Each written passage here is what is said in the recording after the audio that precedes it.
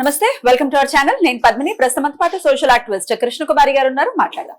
Madam నమస్తే. Madam, ఇక నాగార్జున గారు కూడా డెఫినెట్ గా డిఫమేషన్ కేస్ ని వేయటం జరిగింది.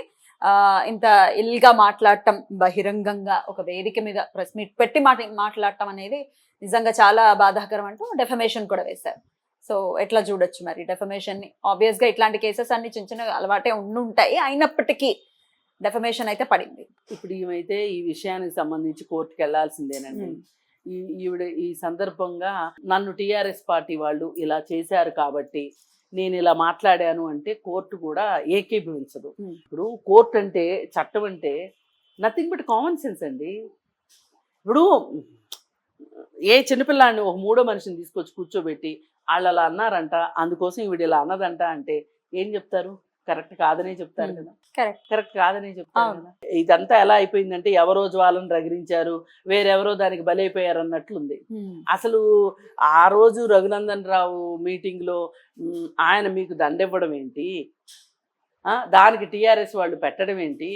అసలు ఇప్పుడు మొత్తం టీఆర్ఎస్ వాళ్ళు తీసుకోవాల్సిన బరువు బాధ్యతను మొత్తాన్ని అనవసరంగా దారిన పోయేదాన్ని నెత్తినేసి రుద్దుకోవడం అంటే ఇదే కొండా సురేఖ విషయంలో.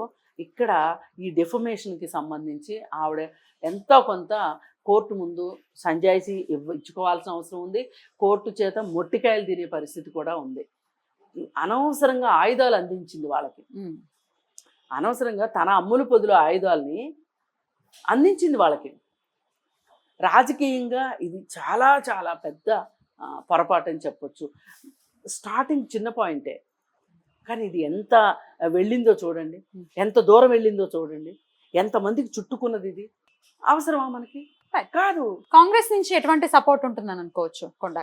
కాంగ్రెస్ నుంచి కూడా ఇప్పుడు ఎవరూ సరిదిద్దే పరిస్థితిలో లేరండి. ఇప్పుడు 10% ఒళ్ళు గాలింది అనుకోండి, డాక్టర్లు ఏదన్నా చేస్తారు. 20% గాలింది, 30% గాలింది, 50% కలిసి కాలితే కూడా ప్లాస్టిక్ సర్జరీ చేసి ఎట్లా ఒట్లా కాపాడతారు.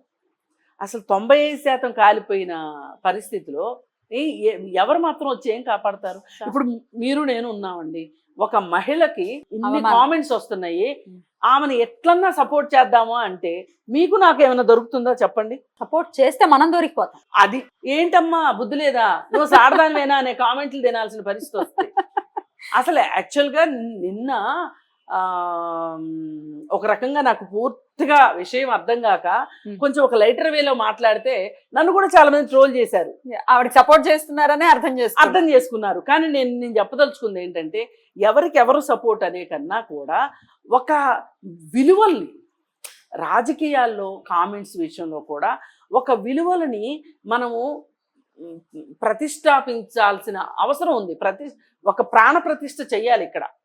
ఎందుకంటే ఎవరికి వాళ్ళు ఇలా బూతులు మాట్లాడుకుంటూ వెళ్ళిపోతే, ఎవరికి వాళ్ళు ఇలా ఆధారాలు లేని మాటలు మాట్లాడితే, నిజమైనా సరే నీ దగ్గర ఆధారం ఏంటి? ఆధారం లేని మాట్లాడద్దు. ఇప్పుడు కోర్టులో కూడా తెలియక ఏం చేస్తారంటే, అమాయకంగా ప్రత్యర్థి మీద ఆరోపణలు చేసేస్తారు. కోర్టు ఆరోపణ చేసిన ప్రతిదానికి సాక్ష్యాధారాలు అడుగుతుంది. ఇవ్వలేకపోతే నువ్వు తప్పుడు కేసు పెట్టావని నిన్ను చివాట్లు పెడుతుంది. ఎంత న్యాయం నీ వైపు ఉన్నప్పటికీ. అందుకే కరెక్ట్గా ఎక్కడ దొరుకుతారు రెండో వాళ్ళు, అది చూసి గురి చూసి కొట్టడం అంటారు చూసారా. ఇక్కడ కొండా సురేఖ గురి తప్పిన బాణం ఇవాళ. మరి ఈ గురి తప్పిన బాణానికి ఈ కాంగ్రెస్ పార్టీ ఎంతవరకు మూల్యం చెల్లించగలదు? కాంగ్రెస్ పార్టీ ఎలా వెనకేసుకు రాగలదు? అసలు ఎందుకు వేసుకొస్తుంది అనేది ఓ ప్రశ్న. అంటే డ్యామేజ్ తక్కువ ఉందనుకోమ్మా, ఇమేజ్ కాపాడుకోవటానికి. అసలు ఇంతకంటే ఘోరమైనటువంటి హైడ్రా గురించి ఎవరు అక్కడ స్పందించట్లేదు. ఈ మ్యాటర్ మీద స్పందించి ఇంకా ఒక ఇంత రచ్చ చేయటం అనేది కాంగ్రెస్ చేస్తుందని అనుకోకూడదు. ఇప్పుడు పడవకు చిల్లుబడింది అనుకోండి, ఇంతకంటే బరువు మోసే పరిస్థితిలో ఈ పడవ లేదు అందనుకోండి, పరిస్థితి ఉందనుకోండి, ఒకళ్ళు వచ్చి నన్ను ఎక్కించుకోండి అన్నారనుకోండి, ఇప్పుడు వాళ్ళందరూ ఎందుకు ఒప్పుకుంటారా పడవెక్కించుకోవడం? ఇవాళ అదే పరిస్థితిలో కొండా సురేఖ ఉంది. అందుకే రాజకీయ నాయకులు ఒకంత జాగ్రత్తగా, ఒళ్ళు జాగ్రత్తగా పెట్టుకోవాలి, బుద్ధి జాగ్రత్తగా పెట్టుకోవాలి, ఇరుక్కునే పనులు చేయొద్దు. అన్లెస్ అంటిల్ ఆ అవతలమ్మాయి ఎవరైతే ఉన్నారో ఆ అమ్మాయి నన్ను ఈ విధంగా వచ్చి ముందుకొచ్చి పోలీస్ స్టేషన్కి వెళ్ళి నన్ను ఈ విధంగా ఆవిడ దుర్భాషలాడింది అని ఆ అమ్మాయి కంప్లైంట్ ఇస్తే ఇప్పుడు మాట్లాడే మనం స్పందించాలి. అదర్వైజ్ ఇది ఎవరో బయటికి తీసుకొచ్చి పెట్టారు, దాని మీద మనం డిబేట్లు చేయటం కూడా కరెక్ట్ కాదు. కాకపోతే ఇక్కడ అర్థమైంది ఏంటి అంటే అసలు అంత అన్పార్లమెంటరీ లాంగ్వేజ్ యూజ్ చేయాల్సినంత అవసరం ఏమొచ్చింది? ఎంత కోపం ఉన్నా, ఎంత ఆవేశం వచ్చినా అసలు ఎందుకు ఇంత అన్పార్లమెంటరీ లాంగ్వేజ్ వాడుతున్నారు? అంటే మాకు అధికారం ఉందనా? మేము శాసించే పరిస్థితిలో ఉన్నామనా? మేము ఏం చేసినా చెల్లుబాటు అయిపోతుంది అనా? అంటే అవతల మనిషి ఎంత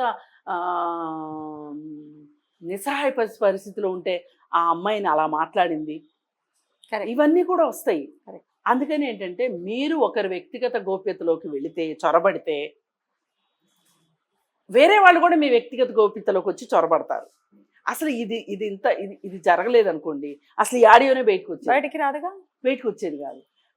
ఏంటంటే దారిని పోయేది ఎవర్రా అంటే తన్నులు తినేది నేనే అన్నట్లు కొండా సురేఖ చేసుకుంది మొత్తంలో. నేను మళ్ళీ చెప్తున్నానండి, సమంత నాగ చైతన్య విడాకుల గురించి ఎవరికైనా ఆసక్తి ఉండాల్సిన అవసరం లేదు. వాళ్ళు ప్రపంచానికి ప్రకటించాల్సిన అవసరం లేదు. వాళ్ళు ఒక పరస్పర అంగీకారంతో విడాకులు తీసుకున్నారు. కోర్టు కూడా అడగదు, కోర్టు కూడా జోక్యం చేసుకోదు. మీ ఇద్దరు పరస్పరంగా విడాకులు తీసుకోవాలనుకుంటున్నారు కదా, అంటే ఏంటి పరస్పర అంగీకారంలో ఏముంటాయి అంటే మా ఇద్దరికి మనోభావాలు కలవలేదను, అభిప్రాయాలు కలవలేదను, నిత్యం దీనివల్ల మాకు గొడవలు అవుతున్నాయి అంటే అవి ఏమి గొడవలు, ఎలాంటి గొడవలు అనే అడిగేది కూడా కోర్టు కూడా అడగదు. కోర్టు ఎప్పుడు అడుగుతుంది అంటే ఒకరే విడాకులకి వెళితే ఎందుకు విడాకులు తీసుకుంటున్నాం అనేది కోర్టుకు మనం చెప్పాల్సి ఉంటుంది. చెప్పాల్సినప్పుడు రెండో వాళ్ళ మీద కంప్లైంట్లు చెప్తాం మనం. ఆ కంప్లైంట్లు నిరూపించుకోవాల్సిన అవసరం ఉంటుంది. అప్పుడు మాత్రమే కోర్టు రెండో వాళ్ళని అడుగుతుంది, మరి ఇతను ఈ విధమైన అభియోగాలు పెట్టాడు మీ మీద, దీనికి మీరు ఏమంటారు? లేదు అనుకుంటే ఇవి కరెక్ట్ కాదు అంటే మీ దగ్గర ఏమైనా సాక్ష్యాలు ఆధారాలు ఉన్నాయా అని అడుగుతుంది కోర్టు. అంతేగాని పరస్పర అంగీకారంతో విడాకులు కోరుకునే వాళ్ళని కోర్టే అడగదు. అలాంటిది నువ్వెవరు, నువ్వెంత, అసలు నువ్వెందుకు అడుగుతావు? అసలు నువ్వేదో ఊహించేసుకుని ఒక క్రైమ్ థ్రిల్లర్ స్టోరీ లాగా మాట్లాడతాను అంటే కుదరదు. మీరు రాజకీయ నాయకులు, మీరు ఎంత బాధ్యతతోనూ ఒక విధమైన క్రమశిక్షణతోనూ ఉండాల్సిన అవసరం ఉంది.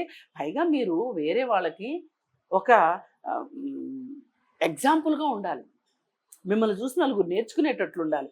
ఆ వీడియో ఆ ఆడియో బయటపడిన ఆడియో వింటే మీ మీద ఏమైనా గౌరవం ఉంటుందా? అసలు వర్ణించడానికి కూడా వీలుగానంత పరిస్థితి. ఈ కుళాయిల దగ్గర కూడా అంతలా కొట్టుకోరేమో, కుళాయిల దగ్గర కూడా కొట్టుకోరు, అట్లా కొట్టుకోరు.